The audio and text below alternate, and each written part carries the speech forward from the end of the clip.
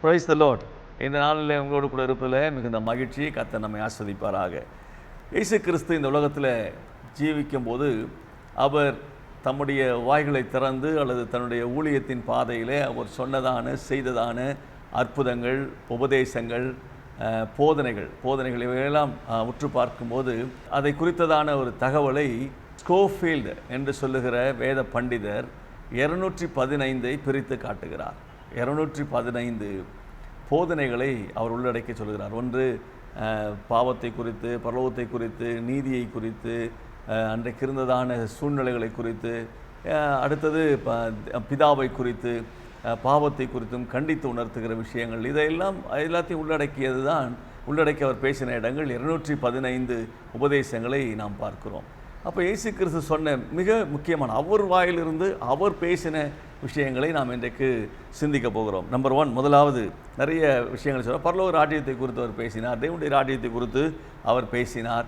அப்படி பேசின விஷயங்களை குறித்து நாம் பார்க்கும்போது முதலாவது அவர் யோவான் எழுதின நற்செய்தி நூலிலிருந்து நான் அதை தொடங்கும்படியாக விரும்புகிறேன். யோவான் 3ஆம் அதிகாரத்தில் நாம் அதை வாசிக்கிறோம். நிக்கோதேமு என்று சொல்லுகிற ஒரு மனிதன் இயேசு கிறிஸ்துவினிடத்தில் வருகிறான். ஒரு இரவு நேரம் வந்து அவர் அவன்கிட்ட கேட்கிறான், இயேசுவே, நீர் செய்கிற இந்த அற்புதங்கள் அடையாளங்கள் எல்லாம் பார்க்கும்போது ஒன்று பிதா உன்னோடு இருக்க வேண்டும், இல்லை என்று சொன்னால் நீர் பிதாவினிடத்திலிருந்து வந்திருக்க வேண்டும், பிதாவை அனுப்பியிருக்க வேண்டும். அப்படியானால் நீர் பிதாவினால் அனுப்பப்பட்டவரா, தேவன் உன்னோடு கூட இருக்கிறாரா என்று சொல்லுகிற ஒரு கேள்வியை அவன் முன்வைக்கிறான். இந்த சம்பவம் எப்படி என்று சொன்னால், முந்தைய அதிகாரத்தில் 2ஆம் அதிகாரத்தில் தண்ணீரை திராட்சரசமாய் மாற்றின சம்பவம், அந்த திருமணத்திற்கு அவன் வந்திருக்க வேண்டும். அந்த சம்பவங்கள், சூழ்நிலைகளை அவன் பார்த்திருக்கிறான். அப்படியானால் இந்த அற்புதம் நடந்திருக்கிறது. இதை கண்ணார கண்ட இந்த மனிதன் இயேசு கிறிஸ்து ராத்திரி வேளையில் வந்து கேட்கிறான். நீங்கள் வாசிக்கிறோம், யூதருக்குள்ளே அதிகாரியான நிக்கோதேமு எனப்பட்ட பரிசேயன் ஒருவன் இருந்தான். அவன் ராக்காலத்திலே இயேசுவிடத்தில் வந்து, ரபி, நீர் தேவனிடத்திலிருந்து வந்த போதகர் என்று அறிந்திருக்கிறோம். நீ தேவனிடத்திலிருந்து வந்த போதகர் என்று அறிந்திருக்கிறோம். ஏனெனில் ஒருவனும் தன்னுடன் தேவன் இராவிட்டால் நீர் செய்கிற இப்படிப்பட்ட அற்புதங்களை செய்ய மாட்டான் அப்படின்னு இவர் டிக்ளேர் பண்ணுறார். அந்த அற்புதங்களை பார்த்தவனே முடிவு பண்ணுகிறான், ஒன்று இவர் பிதாவிடத்தில் வந்திருக்க வேண்டும், தேவனிடத்தில் வந்திருக்க வேண்டும், தேவன் இவரோடு கூட இருக்க வேண்டும். அப்படி இருந்தால் தான் இந்த செயல்களை செய்ய முடியும் என்று சொல்லி அழகான ஒரு முடிவுக்கு அவன் வருகிறான். அப்படி சொன்னவொடனே இயேசு கிறிஸ்து அதுக்கு பதில் என்ன சொல்கிறார்? ஆமாம், நான் பிதாவிடத்தில் வந்தேன், பிதா என்னை அனுப்பினார் அப்படின்னு இயேசு கிறிஸ்து சொல்லவில்லை அவனிடத்தில். அதற்கு பதிலாக அவர் என்ன சொல்லுகிறார்? இயேசு அவனுக்கு பிரதியுத்தரமாக, ஒருவன் மறுபடியும் பிறவாவிட்டால் தேவனுடைய ராஜ்யத்தை காண மாட்டான். அவன் சொன்ன விஷயத்திற்கு இது பதில் கிடையாது. அப்படி தான் நமக்கு தெரியும். இது பதில் இல்லாத போல தெரிகிறது. என்ன அவன் சொல்லுகிறான்? நீர் யார் என்று கேட்கறதுக்கு பதிலாக தந்திரமாக கேட்குறான், சொல்லுகிறான், நீர் இந்த அற்புதங்கள்லாம் இப்படி செய்கிறத பார்த்தா நீ பிதாவிட்டு வந்திருக்கணும், பிதாவும் கூட இருக்கணும் அப்படின்றத ஒரு லாஜிக்காக பேசி நீர் யார் என்ற கேள்வியை அவன் கேட்கிறான். அப்போ இயேசு அவனுடைய புத்திக்கு ஏற்ற மாதிரி சொல்லுகிறார், அவனுடைய அறிவுக்கேற்ற மாதிரி சொல்லுகிறார், அல்லது அவனுடைய தந்திரத்தை புரிந்து கொண்டு அவன் தந்திரத்துக்கு ஏற்ற மாதிரி சொல்லுகிறார். நீ என்னை யார் என்று கேட்கத்தான் கேட்கிறாய், நீ பிதாவின், அதாவது இப்படி சொல்லுகிறார் மிக அழகாக, தேவனுடைய ராஜ்யத்தை அல்லது மறுபடியும் பிறவாதவன் தேவனுடைய ராஜ்யத்தை காண மாட்டான்.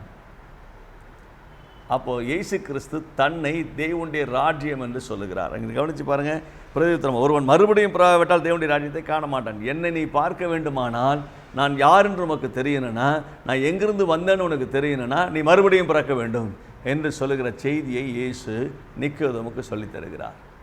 உடனே அவன் அப்போ சொல்லுகிறான், தேவனுடைய ராஜ்யத்தில் காண மாட்டான் இப்படி சொல்லி இது பண்ணி பேசும்போது அதற்கு நிக்கோதேமுக்கு பதில் சொல்கிறாரு, ஒரு மனுஷன் முதிர் வயதாக இருக்கையில், அப்போ அவன் சொல்லுகிறான், நான் வயசாகிட்டேன், தன்னை குறித்து சொல்லுகிற தகவல் தான் அது, எனக்கு முதிர் வயதாகிடுச்சு, எப்படி பிறப்பான், அவன் தன் தாயின் கற்பத்தில் 2ஆம் தரம் பிரவேசித்து பிறக்கக்கூடுமோ அப்படின்னு கேள்வி கேட்குறான். 2ஆம் தரம் போய் தாயின் வயிற்றில் போய் பிறக்க முடியுமா?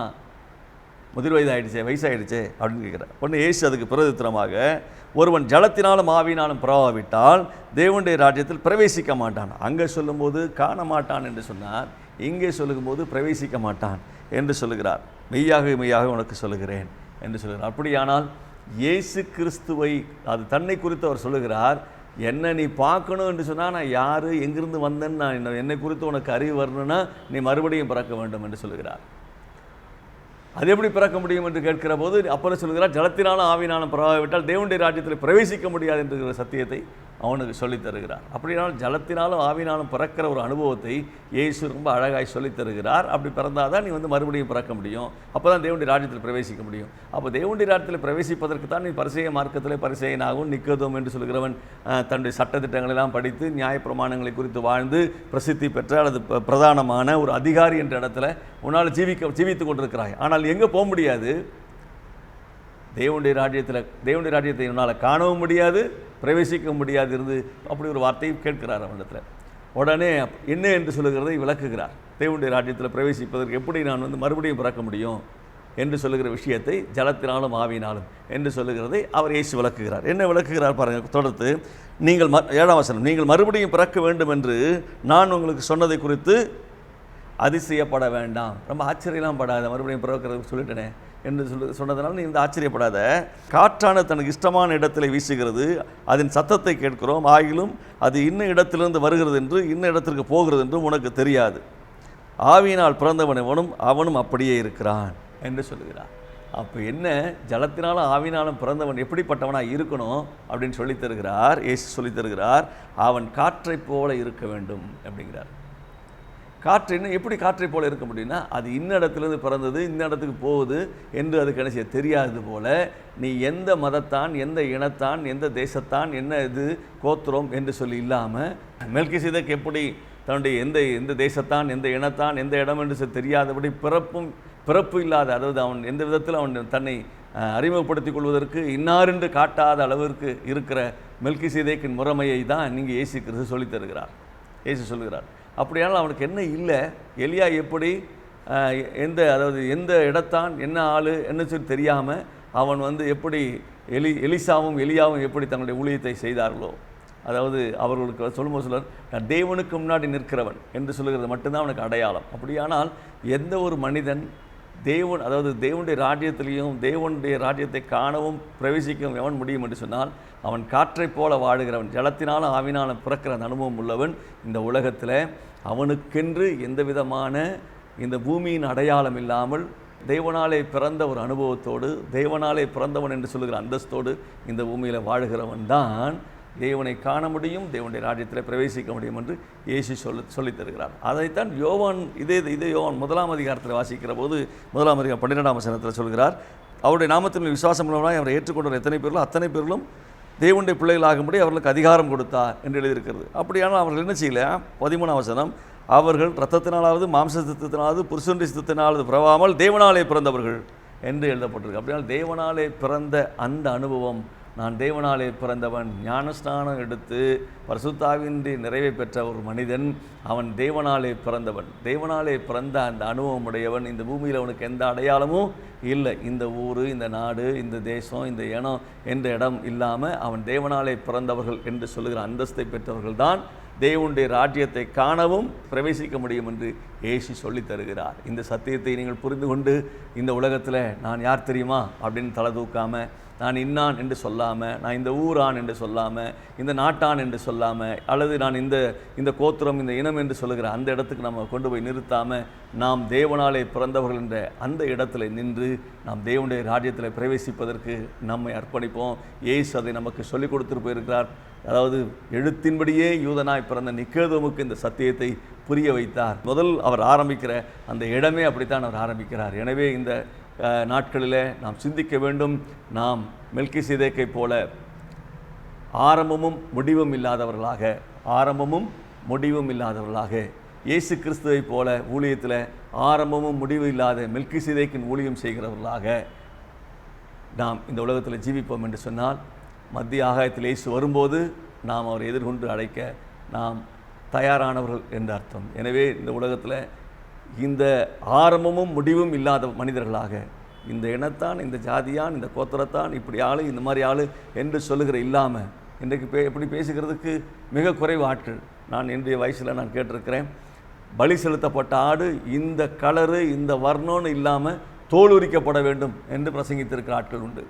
அடுத்து சந்தாக துண்டிக்கப்பட வேண்டும் என்று சொல்லுகிற பிரசங்கித்தவர்கள் உண்டு. ஆனால் இன்றைக்கு அப்படிப்பட்ட பிரசங்கங்கள் இல்லை. இன்றைக்கு இருக்கிற பிரசங்கங்கள்லாம் செவிக்கு உணவளித்து, அவர்களுடைய இனத்துக்கு உணர்வளித்து, பூஸ்ட் பண்ணி, அவர்கள் தங்களுடைய வாழ்க்கையை தேவனை விட்டு வெளியே நூதனமாய் வெளியே இழுத்துட்டு போகிறாங்க. எனவே எனக்கு அருமையான தேவனுடைய பிள்ளையே, ஆரம்பமும் முடிவு இல்லாத மனிதனாக இந்த பூமியில் வாழும்படி நீ தேவனுடைய ராஜ்யத்துக்குள் பிரவேசித்திருக்கிற அல்லது கிறிஸ்துவத்துக்குள் வந்திருக்கிற. எனவே ஆரம்பமும் முடிவில்லாத மனிதனாக வாழ்ந்து சுகித்திருப்போம். கர்த்தர் நம்மை ஆசீர்வதிப்பாராக. கண்களை மூடி நாம் ஜெபிப்போம். அன்பின் ஆண்டவரே, இந்த நாளிலே உங்களுடைய பிள்ளைகளுக்கு ஆரம்பமும் முடிவும் இல்லாத ஒரு வாழ்க்கையை இயேசு நிக்கோதேமுக்கு சொல்லிக் கொடுத்த அந்த செய்தியை உடைய மக்களுக்கு சொல்லிக் கொடுத்திருக்கிறேன். ஆண்டவரே, இந்த சத்தியம் உடைய பிள்ளைகளுக்கு புரியட்டும், விளங்கட்டும், நித்திரை மயக்கத்திலிருந்து விடுதலையாகட்டும். உம்முடைய நாமத்தினாலே இவர்களை ஆசீர்வதித்து ஜெபிக்கிறேன். இவர்களுடைய வாழ்க்கை ஆரம்பமும் முடிவு இல்லாத மெல்கிசேதேக்கை போல, ஆரம்பமும் முடிவில்லாத இயேசு கிறிஸ்துவை போல இந்த பூமியிலே வாழ்ந்து சுகித்திருக்க உடைய பிள்ளைகளுக்கு அனுக்கிரகம் பண்ணும். இயேசுவின் நாமத்தில் வேண்டுகிறோம் நல்ல பிதாவே. ஆமென். May God bless you all.